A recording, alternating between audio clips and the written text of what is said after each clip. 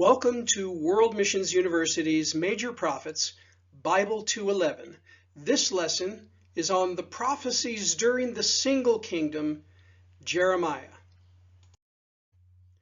In preparation for this class, you should read Jeremiah and the Notes and Outlines for Jeremiah by J. Vernon McGee.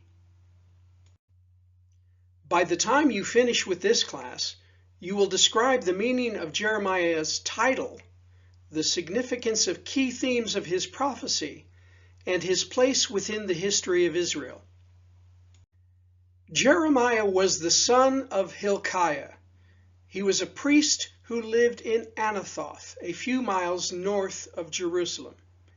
He ministered for 40 years in Judah, from 626 to 586 BCE, and beyond, in Egypt, to a rebellious remnant. The purpose of his prophecy was to reveal an irreversible judgment due to evil Manasseh that was coming for Judah. The messages he preached to the kings, rulers, and the people are all largely rejected. He is known as the weeping prophet because of the gloomy nature of his message and the grief he expressed for his people. The historical background of Jeremiah can be found in 2 Kings chapters 21 through 25. At this time, there was a struggle for dominance by the nations of Assyria, Egypt, and Babylon. The book is partly autobiographical. It tells us in chapter 1, verse 1, that he was born a priest in Anathoth, that he was chosen before he was born in chapter 1, verse 5, that he was called while very young in verse 6, commissioned in verses 9 through 10, began his ministry during the reign of King Josiah, and was a mourner at his funeral in 2 Chronicles 35:25, that he was forbidden to marry in chapter 16, verse 4. Chapters 11, 12, and 18 tell us he never made a convert, and his message was largely rejected by his people. In fact, he was hated, beaten, and put in stocks in chapter 20, verses 1 through 3, imprisoned, charged with being a traitor in chapter 37, 11 through 16, that his message broke his own heart in chapter 9, verse 1, and that he wanted to resign but could not in chapter 20, verse 9. He prophesied the destruction of Jerusalem and the Babylonian captivity in chapter 42, verse 15 through 43, verse 3.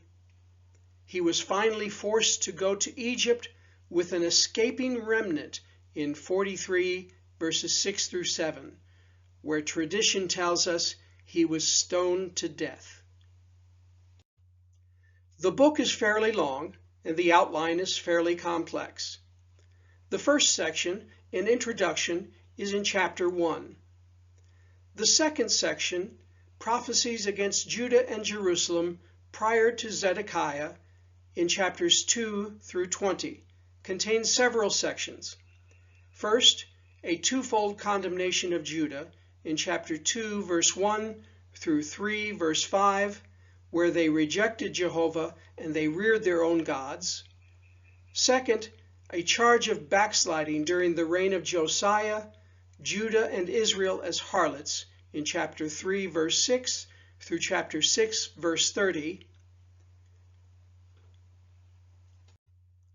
Third, a warning delivered in the gate of the Lord's house condemns Judah for hypocrisy, idolatry, and forsaking the law in chapters 7 through 10. Fourth, a breaking the covenant incurs a curse in chapters 11 through 12. Fifth, a parable of the linen girdle in chapter 13.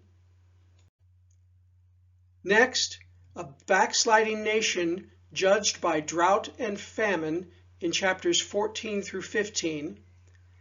Jeremiah is forbidden to marry in chapter 16, verse 1 through chapter 17, verse 18. His message to the king in the gate in chapter 17, verses 19 through 27. The potter and the clay in chapters 18 through 19. Jeremiah's persecution in chapter 20. The third section are prophecies during Zedekiah, chapters 21 through 29. First, an answer to Zedekiah regarding Nebuchadnezzar in chapters 21 through 22. A bright light in a very dark day is chapter 23. Parable of 2 baskets of figs in chapter 24. God spells out a 70-year captivity in chapter 25. A message in the temple court during the reign of Jehoiakim in chapter 26. A parable of the yokes in chapters 27 through 28, and a message of hope to the first delegation of captives in chapter 29.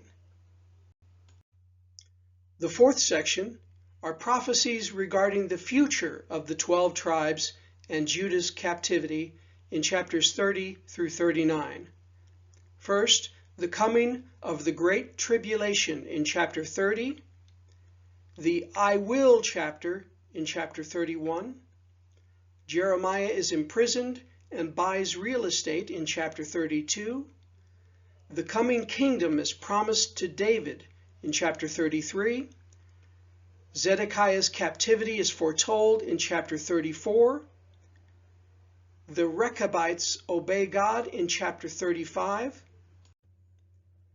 Jehoiakim destroys the word of God with a knife and fire in chapter 36. Jeremiah is imprisoned again in chapters 37 through 38.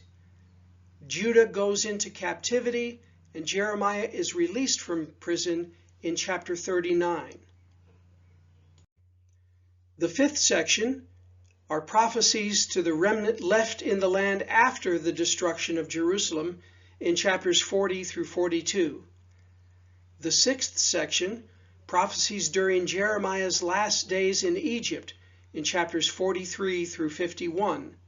First, to the remnant in Egypt in chapter 43 and 44, to Baruch in chapter 45, to Egypt in chapter 46, to Philistia in chapter 47, to Moab in chapter 48, to Ammon, Edom, Damascus, Kedar, Hazor, and Elam in chapter 49, and to Babylon in chapters 50 through 51.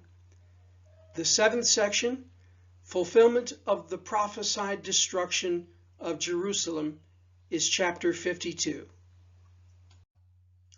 It is useful to visualize the last days of Judah in the context of the last kings of Judah, their dates, the prophets who ministered to them, and the events leading to the Babylonian captivity.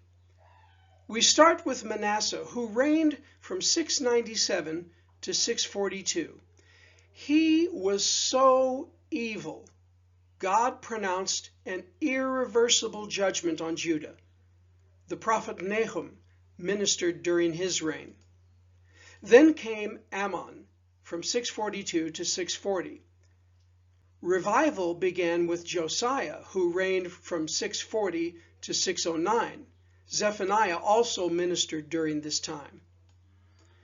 Jehoahaz, a son of Josiah, briefly mentioned here in Jeremiah 1 verse 3, reigned only 3 months.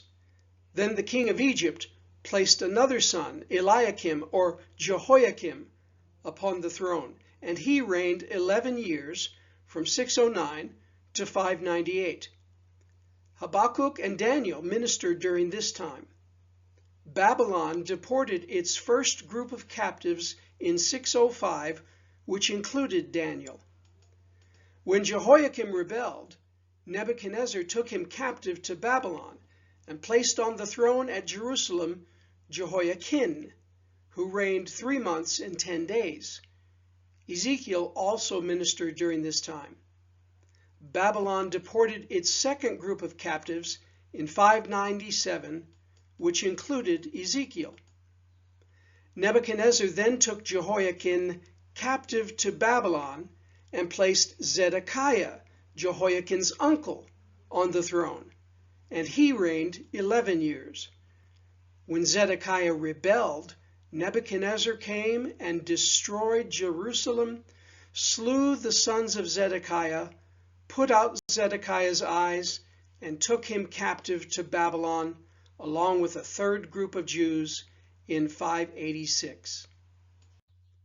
In preparation for the next class, you should read Daniel and the Notes and Outlines for Daniel by J. Vernon McGee.